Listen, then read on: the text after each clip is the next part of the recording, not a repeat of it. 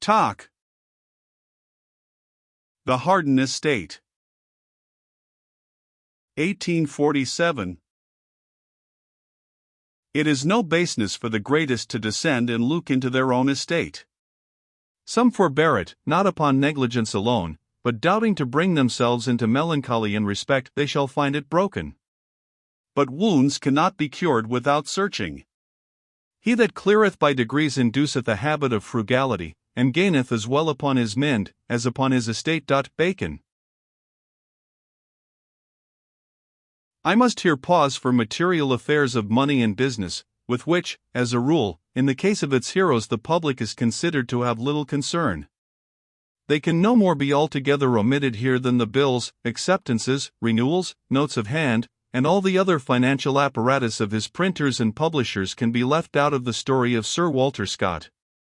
Not many pages will be needed, though this brevity will give the reader little idea of the preoccupations with which they beset a not inconsiderable proportion of Mr. Gladstone's days.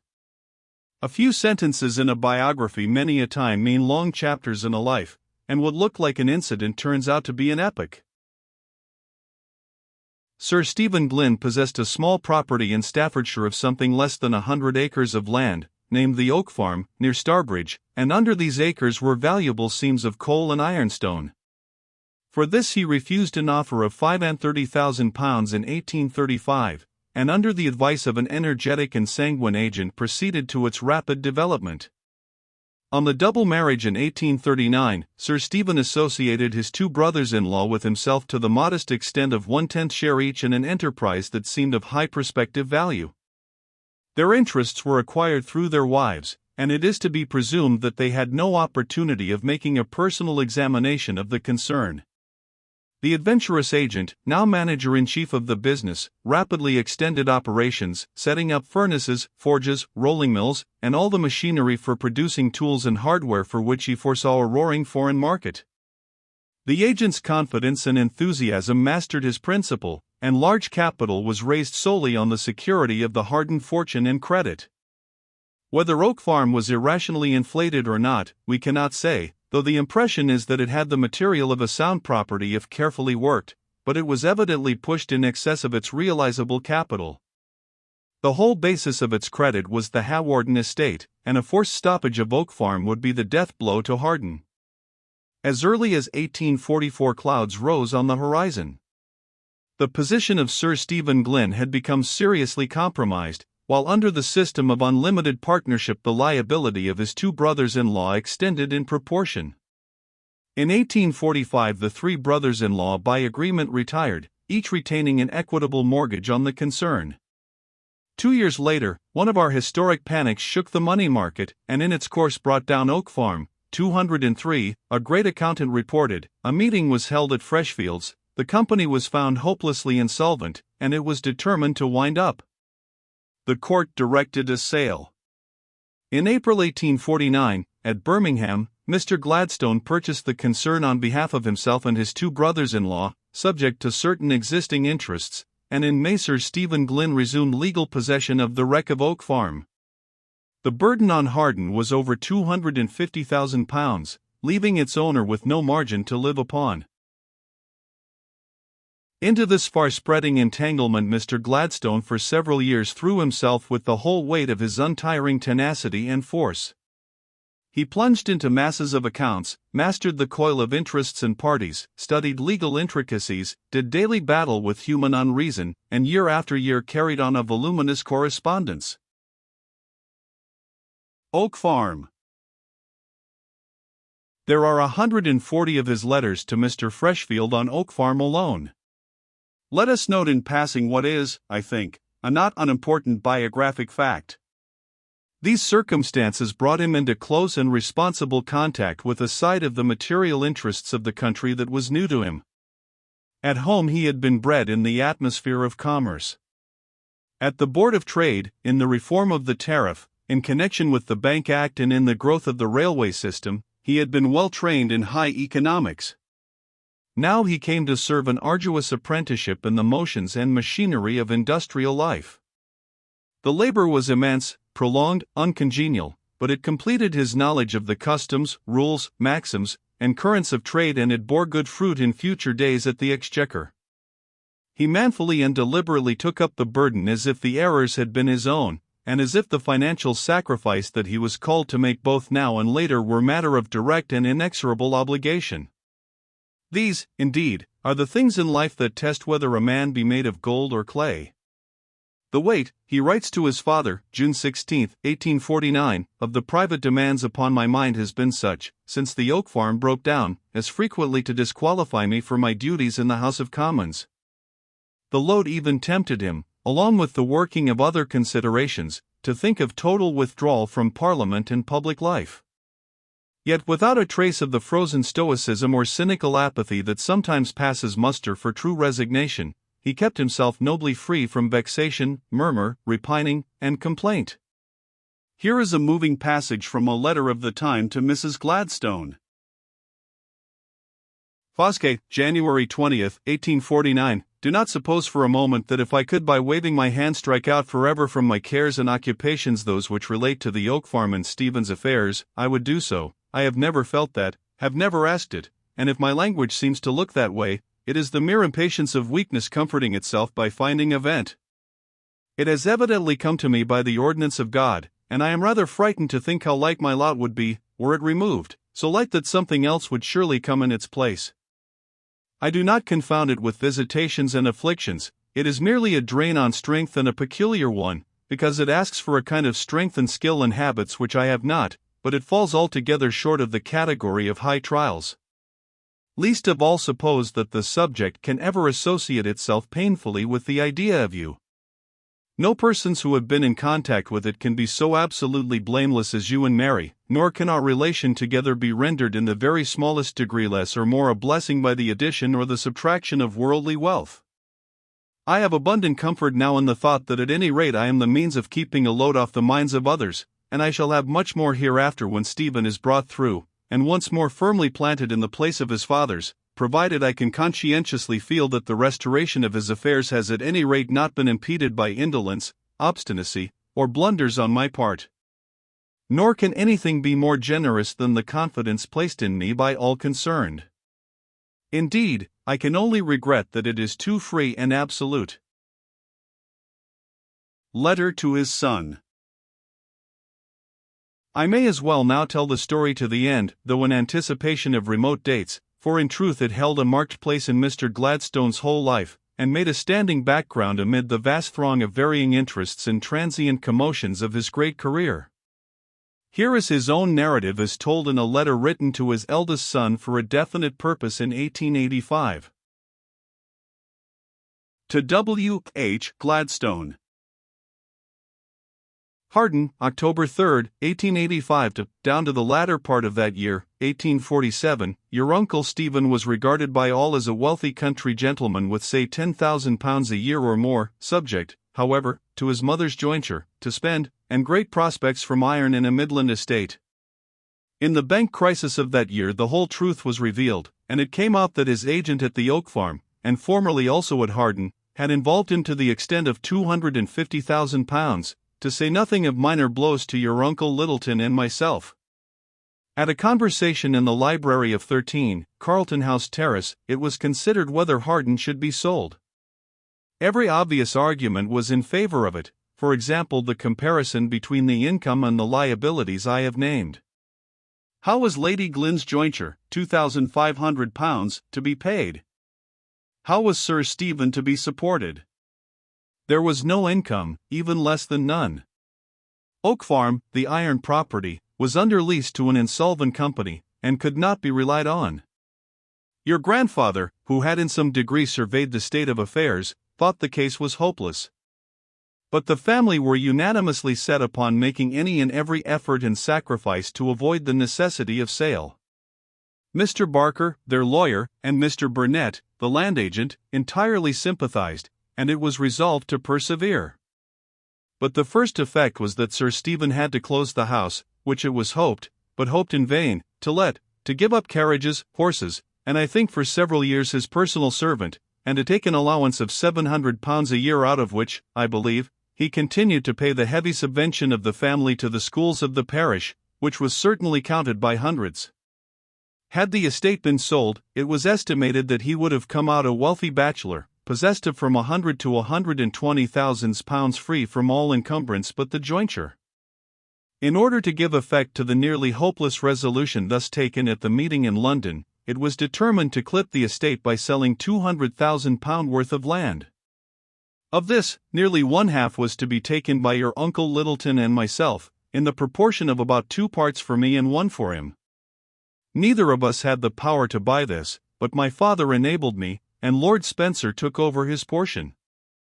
The rest of the sales were effected, a number of fortunate secondary incidents occurred, and the great business of recovering and realizing from the oak farm was laboriously set about. Considerable relief was obtained by these and other measures. By 1852, there was a partial but perceptible improvement in the position. The house was reopened in a very quiet way by arrangement, and the allowance for Sir Stephen's expenditure was rather more than doubled. But there was nothing like ease for him until the purchase of the reversion was effected by me in 1865. I paid £57,000 for the bulk of the property, subject to debts not exceeding £150,000, and after the lives of the 2 brothers, the table value of which was, I think, 22½ years. From this time your uncle had an income to spend of, I think, £2,200, or not more than half what he probably would have had since 1847 had the estate been sold, which it would only have been through the grievous fault of others. The full process of recovery was still incomplete, but the means of carrying it forward were now comparatively simple. Since the reversion came in, I have, as you know, forwarded that process, but it has been retarded by agricultural depression and by the disastrous condition through so many years of coal mining, so that there still remains a considerable work to be done before the end can be attained, which I hope will never be lost sight of, namely, that of extinguishing the debt upon the property, though for family purposes the estate may still remain subject to charges in the way of annuity. The full history of the Hawarden estate from 1847 would run to a volume. For some years after 1847, it and the oak farm supplied my principal employment, 204, but I was amply repaid by the value of it a little later on as a home, and by the unbroken domestic happiness there enjoyed. What I think you will see, as clearly resulting from this narrative, is the high obligation not only to keep the estate in the family, and as I trust in its natural course of descent, but to raise it to the best condition by thrift and care, and to promote by all reasonable means the aim of diminishing and finally extinguishing its debt. This I found partly on a high estimate of the general duty to promote the permanence of families having estates and land, but very specially on the sacrifices made, through his remaining 27 years of life, by your Uncle Stephen, without a murmur, and with the concurrence of us all. Before closing I will repair one omission. When I concurred in the decision to struggle for the retention of Hawarden, I had not the least idea that my children would have an interest in the succession. In 1847 your Uncle Stephen was only 40, your Uncle Henry, at 37, was married, and had a child almost every year. It was not until 1865 that I had any title to look forward to your becoming at a future time the proprietor. Ever your affectionate father. Final settlement. The upshot is this, that Mr. Gladstone, with his father's consent and support, threw the bulk of his own fortune into the assets of Hawarden. By this, and the wise realization of everything convertible to advantage, including, in 1865, the reversion after the lives of Sir Stephen Glynn and his brother, he succeeded in making what was left of Hawarden solvent. His own expenditure from first to last upon the Hawarden estate is now existing, he noted at £267,000. It has been for 35 years, he wrote to W. H. Gladstone in 1882, since the breakdown in 1847, a great object of my life, in conjunction with your mother and your Uncle Stephen, to keep the Hawarden estate together, or replace what was alienated, to keep it in the family, and to relieve it from debt with which it was ruinously loaded. In 1867 a settlement was made, to which Sir Stephen Glynn and his brother, and Mr. Gladstone and his wife, were the parties, by which the estate was conveyed in trust for one or more of the Gladstone children as Mr. Gladstone might appoint, 205. This was subject to a power of determining the settlement by either of the Glynn brothers, on repaying with interest the sum paid for the reversion. As the transaction touched matters in which he might be supposed liable to bias, Mr. Gladstone required that its terms should be referred to two men of perfect competence and probity, Lord Devon and Sir Robert Phillimore, for their judgment and approval. Phillimore visited Hawarden, August 19 to 26, 1865, to meet Lord Devon, and to confer with him upon Sir Stephen Glynn's affairs. Here are a couple of entries from his diary. August 26.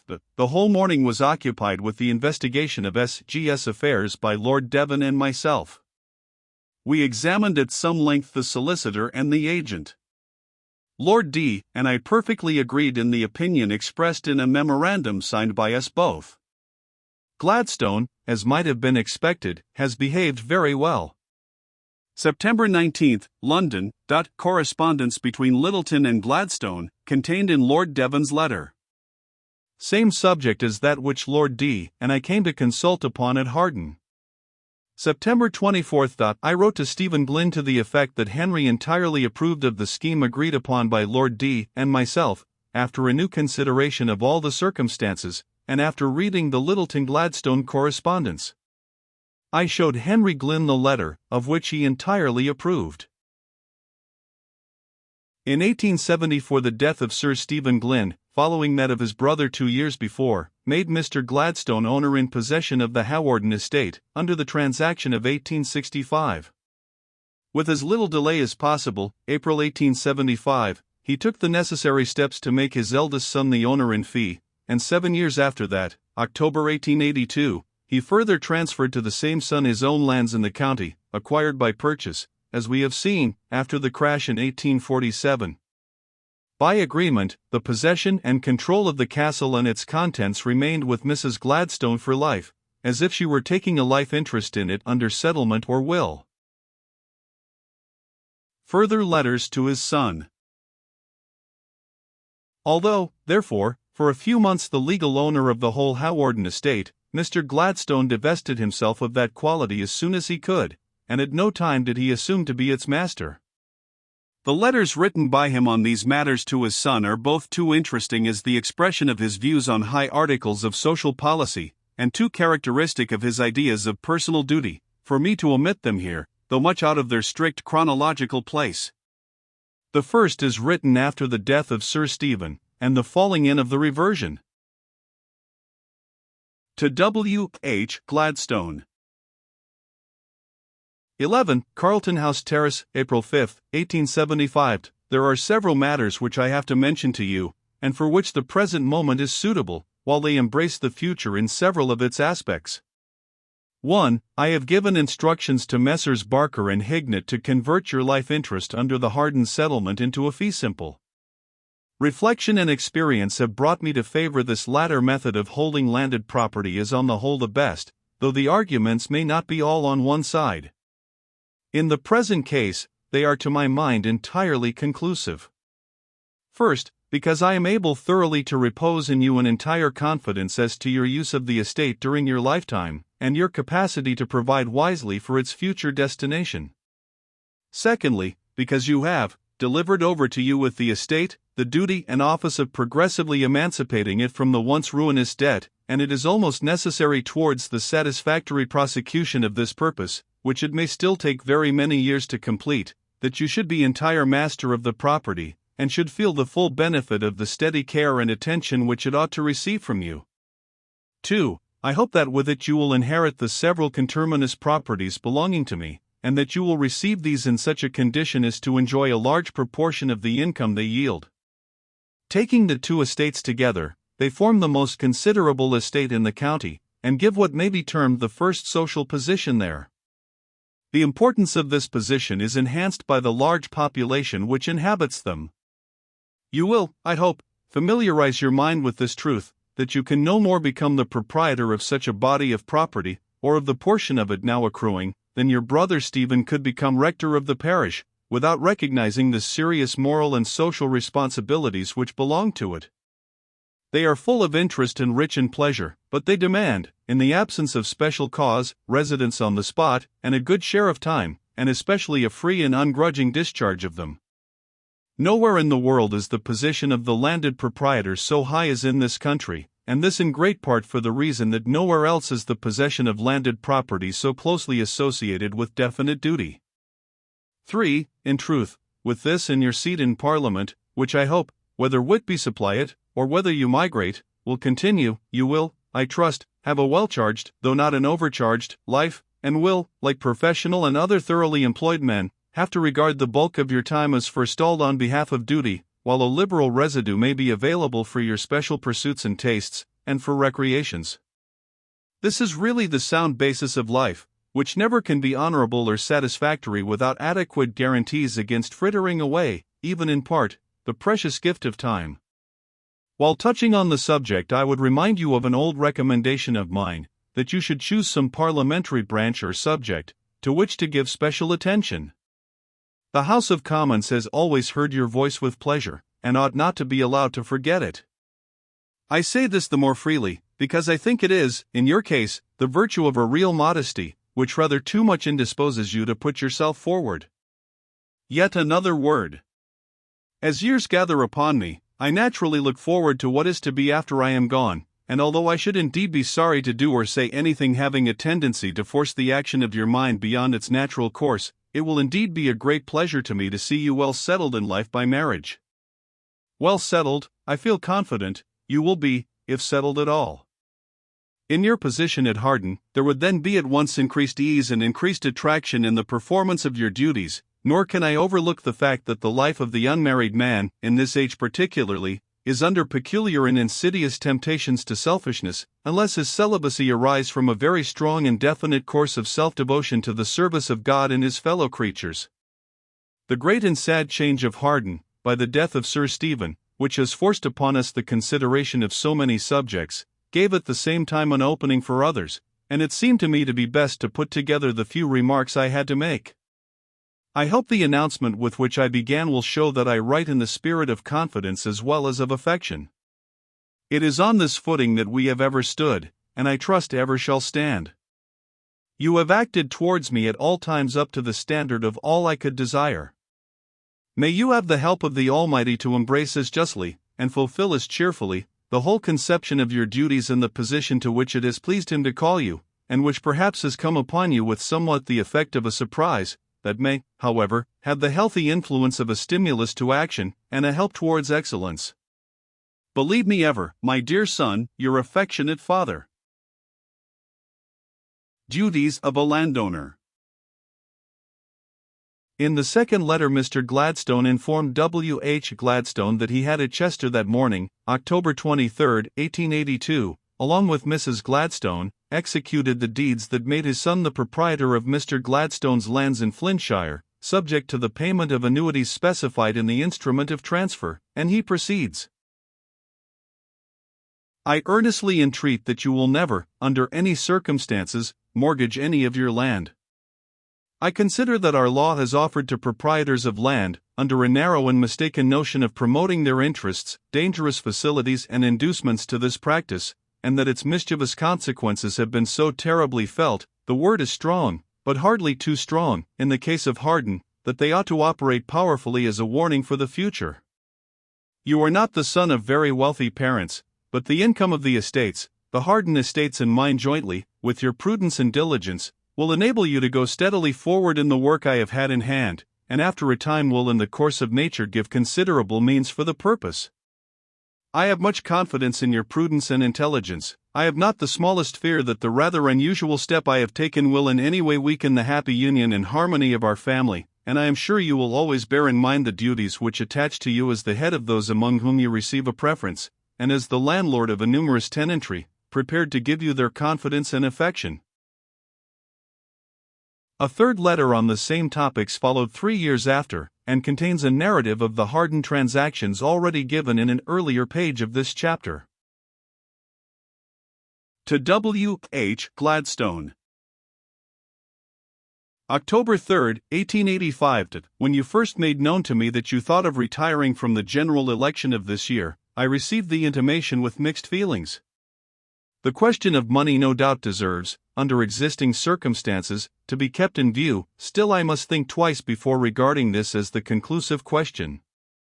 I conceive the balance has to be struck mainly between these two things: on the one hand, the duty of persons connected with the proprietorship of considerable estates and land, to assume freely the burden and responsibility of serving in Parliament. On the other hand, the peculiar position of this combined estate, which in the first place is of a nature to demand from the proprietor an unusual degree of care and supervision, and which in the second place has been hit severely by recent depressions in corn and coal, which may be termed its two pillars. On the first point, it may fairly be taken into view that in serving for 20 years you have stood 4 contested elections, a number I think decidedly beyond the average. I will assume, for the present, that the election has passed without bringing you back to Parliament. I should then consider that you had thus relieved yourself, at any rate for a period, from a serious call upon your time and mind, mainly with a view to the estate, and on this account, and because I have constituted you its legal master, I write this letter in order to place clearly before you some of the circumstances which invest your relation to it with a rather peculiar character. I premise a few words of a general nature. An enemy to entails, principally though not exclusively on social and domestic grounds, I nevertheless regard it as a very high duty to labor for the conservation of estates, and the permanence of the families in possession of them, as a principal source of our social strength, and as a large part of true conservatism. From the time when Aeschylus wrote Rhoce alpha iota omicron pi lambda omicron to omega nu delta epsilon sigma pi omicron tau nu pi omicron lambda cairo iota, 206, but if their possession is to be prolonged by conduct, not by factitious arrangements, we must recognize this consequence, that conduct becomes subject to fresh demands and liabilities. In condemning laws which tie up the corpus, I say nothing against powers of charge, either by marriage settlement or otherwise, for wife and children, although questions of degree and circumstance may always have to be considered. But to mortgages I am greatly opposed. Whether they ought or ought not to be restrained by law, I do not now inquire. But I am confident that few and rare causes only will warrant them, and that as a general rule they are mischievous, and in many cases, as to their consequences, antisocial and immoral. Wherever they exist they ought to be looked upon as evils, which are to be warred upon and got rid of. One of our financial follies has been to give them encouragement by an excessively low tax, and one of the better effects of the income tax is that it is a fine upon mortgaging. Footnotes 203, for an account of the creditors' meeting held at Birmingham on December 2, 1847, see the Times of December 3, 1847. 204, to Lord Lyttelton, July 29, 1874. I could not devote my entire life to it, and after 1852 my attention was only occasional. 205, the settlement followed the lines of a will made by Sir Stephen in 1855, devising the estate to his brother for life, with the remainder to his brother's sons in tail male, and next to W. H. Gladstone and his sons in tail male, and then to W. E. Gladstone's other sons, and in default of male issue of W. E. Gladstone, then to the eldest and other sons of Lord Lyttelton, and so forth in the ordinary form of an entailed estate. 206, Agam. 1043, a great blessing our masters with ancient riches.